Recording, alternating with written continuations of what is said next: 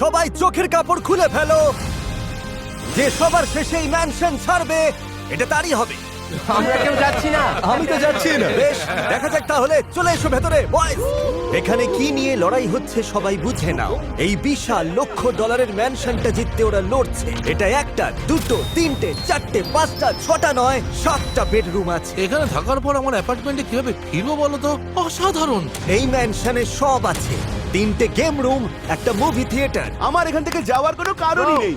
একটা লাইব্রেরি, জীবনে তো আমি কোনোদিনই বই পড়িনি। একটা জিম। একদম ফিট হয়ে যাব। কিন্তু এখানেই শেষ নয়। না ব্রো, আমাকে এনে ওরা ভুল করেছে। নিয়মটা খুবই সহজ। যে শেষে বেরোবে বাড়িটা তার। আর এই লাল লাইনে পা দিলেই তুমি আউট। কালকে দেখা হচ্ছে গাইস। আচ্ছা আচ্ছা, শোনো শোনো, আমরা কখন উঠবো আর কখন ঘুমাবো? দূর ভাই, চুপ করো তো। আরে কে কোথায় ঘুমাবো ঠিক করবো কিভাবে? যে আগে ঢুকবে ঘরটা তার। আরে দাঁড়ো দাঁড়ো দাঁড়ো, এই রুমটা কিন্তু আমার। পেয়ে গেছি, আমরা ঢুকে গেছি। সবাই এখানে বেশ ভালোই মনে হচ্ছে। সব ঠিকঠাকই চলছে, কিন্তু সামনেই একটা ক্যাচাল হতে চলেছে ভাই। আর ও একদম ঠিক ছিল। দেখো, এই বাড়ির টিভি গুলোই সবার প্রিয় ছিল। আমি টিভি দেখতে খুব ভালোবাসি।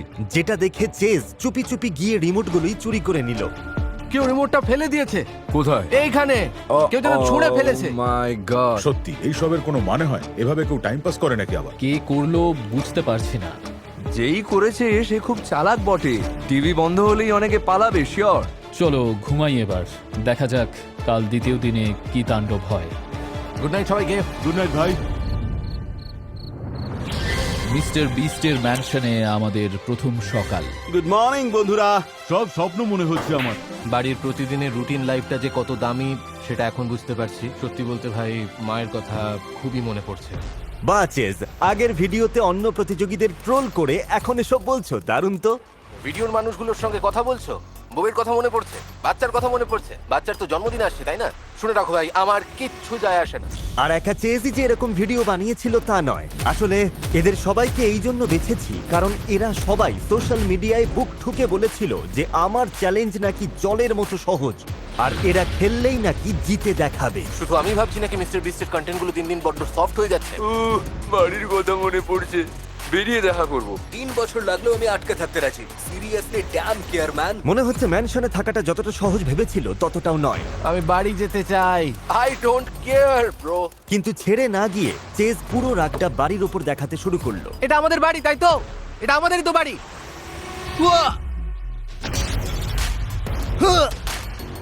দ্বিতীয় দিন ক্যাচাল শুরু। এসব অসভ্যতার মানেটা কি?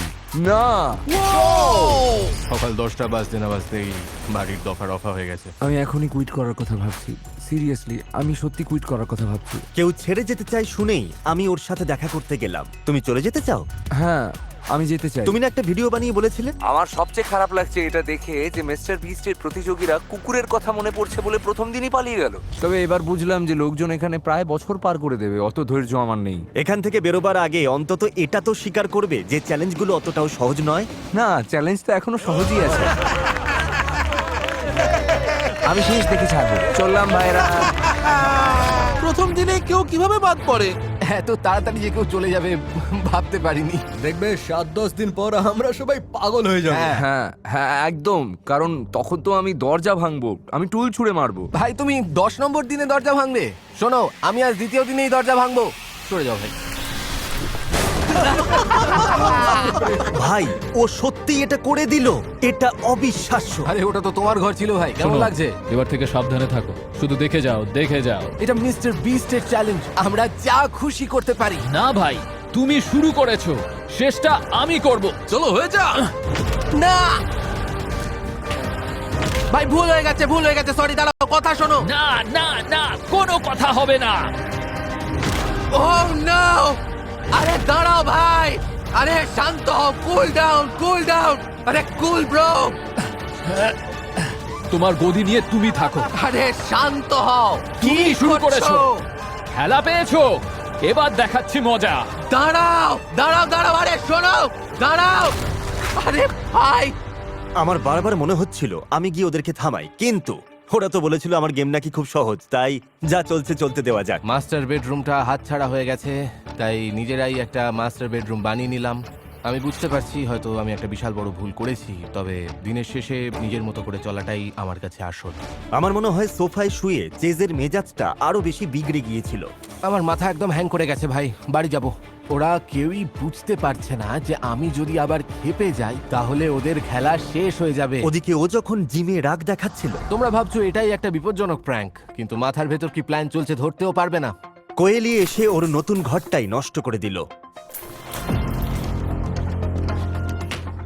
আজকে যদি আমার সাথে কিছু বাজে হয়, ঈশ্বরের দিব্যি সবাইকে দেখে নেব।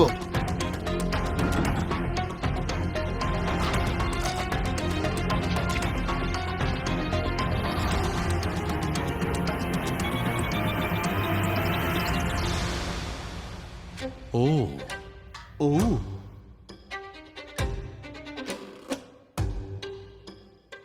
আমার খেলা শেষ। আর চেজ জানতো না যে কে ঘরটা নষ্ট করেছে। এরপর কি হলো নিজেই দেখে নাও। না,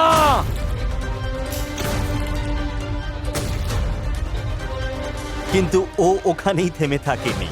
র্যান্চ সস, কেউ আমাকে আটকাও, নয়তো খুব খারাপ হয়ে যাবে। একটু শান্ত হয়ে যায় কি? ভেবেছিলি এই দরজাটা আমাকে আটকে দেবে? বাহ, কি সুন্দর। ভাই তুমি কি সত্যি Okay, সিরিয়াস থামো নাকি? এবার। আরে ও তো কার্পেটের ওপর সস ঢালছে।